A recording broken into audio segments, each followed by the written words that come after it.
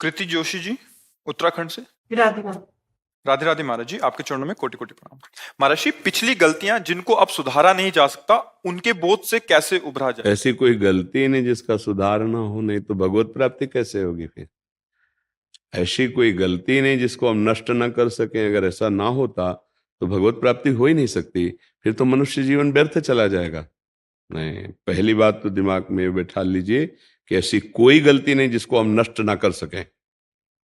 उसको नष्ट करने के लिए उस कोटि का भजन चाहिए। खूब जितना हम भगवान का नाम जप करें, अंदर से इस बात से जलें कि मेरे से बहुत भयानक गलती हो गई। प्राय आजकल गृहस्थी में बड़ा ये ध्यान नहीं दिया जाता। जैसे कोई बच्चा है, किसी भी तरह से डॉक्टर ने कह दिया कि इसमें थोड़ी कमी है, तो उसको नष्ट करवा देते हैं, या बच्ची है तो उसको नष्ट करवा देते हैं, या नहीं चाहिए गर्भ रह गया तो उसको नष्ट करा। कई ऐसे, तो इससे क्या होता है, बहुत बड़ा अपराध है। भ्रूण हत्या, गर्भ हत्या, कई ऐसे पाप हैं। पर अगर हम मनुष्य जन्म में इन पाप अगर हो गए, इनको मिटा ना पाए, तो हमारी दुर्गति हो जाएगी। लेकिन हमारा मनुष्य जन्म मिला, अगर हमसे भूल हो गई, गलती हो गई, अज्ञान में हमसे गलती हो गई, स्वार्थ में हमसे गलती हो गई, तो अब हम सुधार ही नहीं हो सकता। नहीं, बिल्कुल सुधार हो सकता है। हम भगवत प्राप्ति करने योग्य मनुष्य देह को प्राप्त करके हम ऐसे नारकी गतियों को जाए, ऐसा नहीं। गलती हो गई, हम उसके सुधार का प्रयास करते हैं। ऐसी कोई गलती नहीं जिसका सुधार ना हो, पर वो उस कोटि का प्रायश्चित होना चाहिए। उसका प्रायश्चित, जैसे आप छोटी गलती हुई तो 2 थप्पड़ लग गए, ठीक हो गया। चोरी की तो 10-20-50 डंडे मिले, कुछ समय की जेल मिली। लेकिन ऐसे महत अपराध कर लिए तो फांसी की सजा मिलेगी, आजीवन कारावास तो है ना, उस दंड के अनुसार।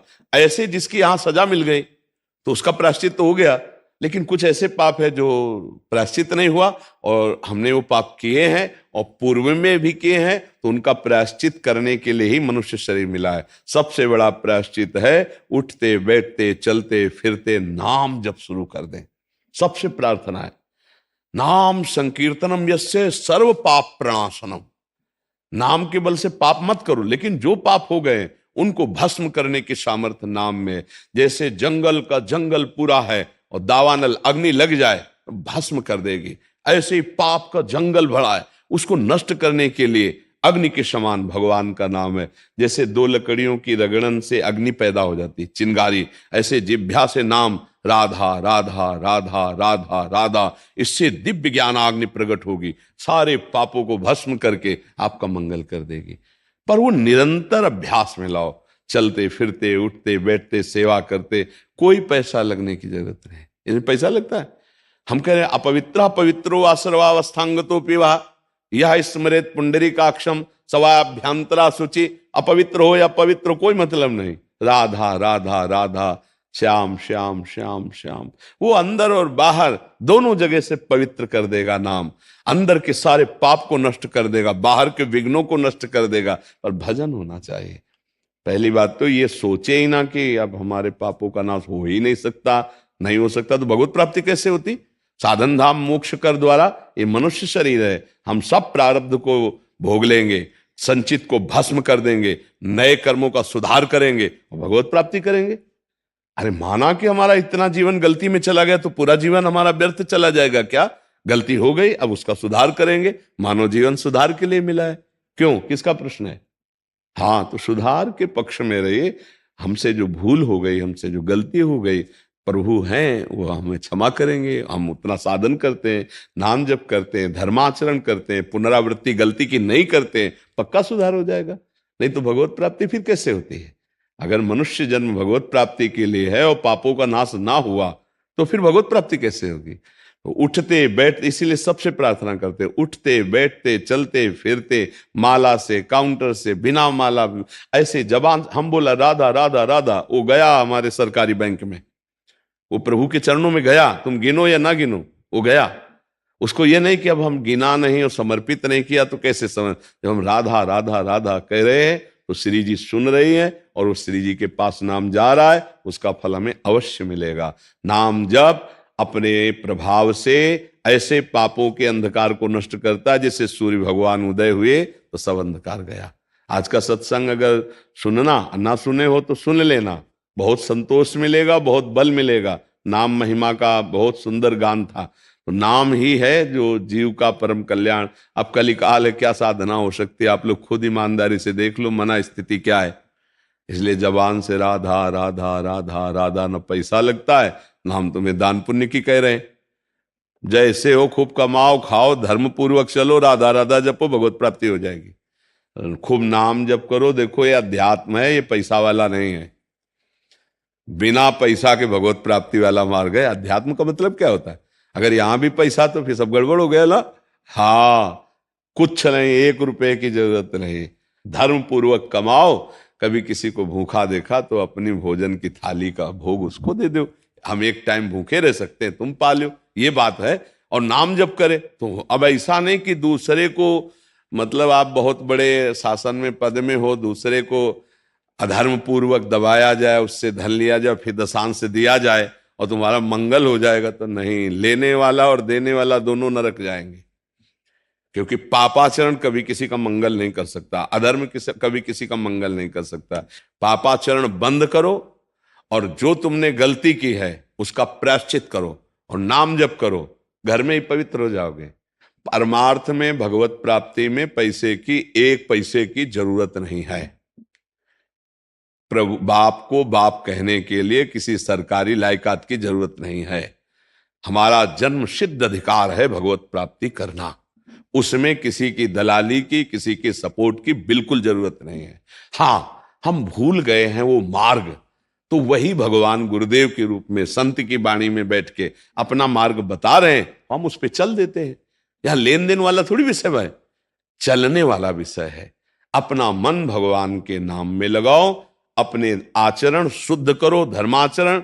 कोई नशा मत करो, मांस मदिरा, ये सब जो गंदी बातें हैं, इन व्यभिचार, पराई माता बहन, ये सब बंद करो और नाम जप करो, सब ठीक हो जाएगा। जो गलती हुई भगवान सब क्षमा कर देंगे, बड़े मंगलमय हैं। अब ऐसे सोचो कि आप भोगो विषय, गंदे गंदे आचरण करो और पापाचरण करो और किसी को महीने में बांध दो 1 लाख 2 लाख 4 लाख और वो भजन करके तुम्हारे पाप नष्ट कर देगा, कदापि नहीं। ऐसे जो खान पान करते हैं उनकी बुद्धि पाप से सन जाती है। भीष्म पितामह जी जब आखिरी में बाणों की सैया में पड़े हैं, 6 महीना व्यतीत हो गए, जब देखा भगवान ने कि अब अंतिम होने वाला है ज्ञान का सूर्य, तो युधिष्ठिर जी से कहा चलो ले लो चल करके ज्ञान। नहीं, ऐसा महात्मा युगों में पैदा होता है। भीष्म जी बड़े महात्मा, अखंड बाल ब्रह्मचारी, परम ज्ञानी। तो गए वहां, पांडव और द्रौपदी जी भी थी। जब ज्ञान की वार्ता करने लगी तब उन्होंने द्रौपदी जी ने कहा कि पितामह आज तो बहुत ज्ञान की बातें कर रहे हो। उस समय क्या हुआ था जब सभा में मैं चीख चीख के पूछ रही थी, उस समय क्यों नहीं बोले थे? ज्ञान कहां गया था आपका? तो उनका, बेटी क्षमा करना, उस समय पापी दुर्योधन के अन्न के प्रभाव से 6 महीना हो गए बाढ़ पर पड़े हुए, सब रक्त बह गया अशुद्ध और भारी पीड़ा से प्राश्चित हो चुका। अब मेरी बुद्धि शुद्ध हो चुकी। अब जो प्रश्न करोगे उसका उत्तर दें। समझ रहे हो?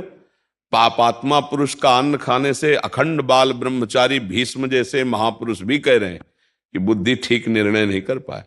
तो अगर अधर्माचरण से कमा के आप दान भी करोगे तो पाप ही होगा, क्योंकि वो भजन के लिए बैठा था, उसकी बुद्धि भ्रष्ट कर दी। तो पहले तो तुमने पाप किया, पाप की कमाई दी तो उसकी बुद्धि भ्रष्ट हो गई और डबल पाप। पाप से कभी धर्म नहीं होता।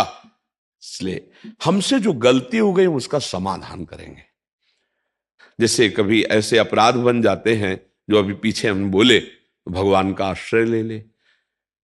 भागवत में सप्ताहिकी संस्कृत से जो मूल है उसके पाठ में बहुत बड़ी सामर्थ्य। धुंधकारी महापापी था, जे ही 7 दिन पूरी भागवत सुनी तो विमान आया, भगवान के स्वरूप को धारण करके वो गया विमान में।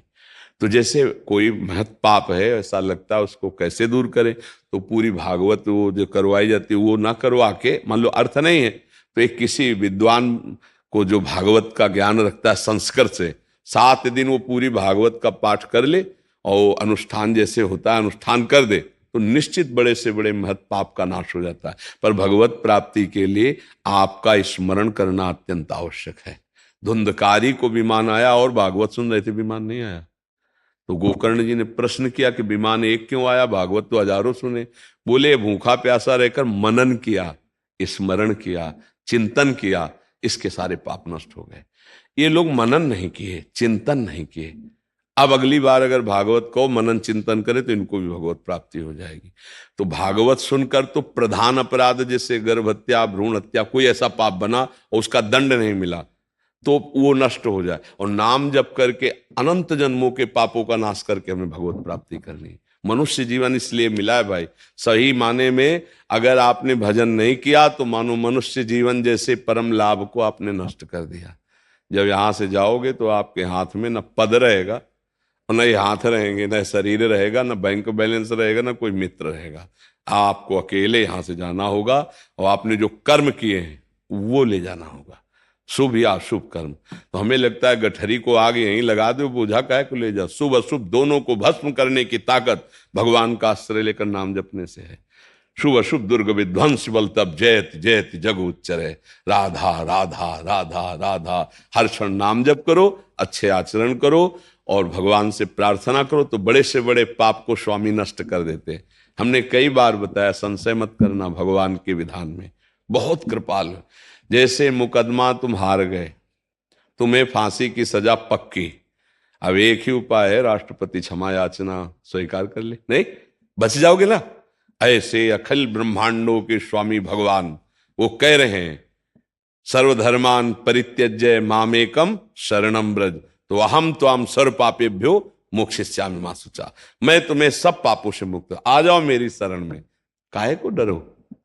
जो गलती हो गई, भगवान की शरण में होकर नाम जप करो। कह रहे हैं हम तो हम सर्व पापेभ्यो मोक्षयिष्यामि मा शुचा, तो ऐसे चलो जी।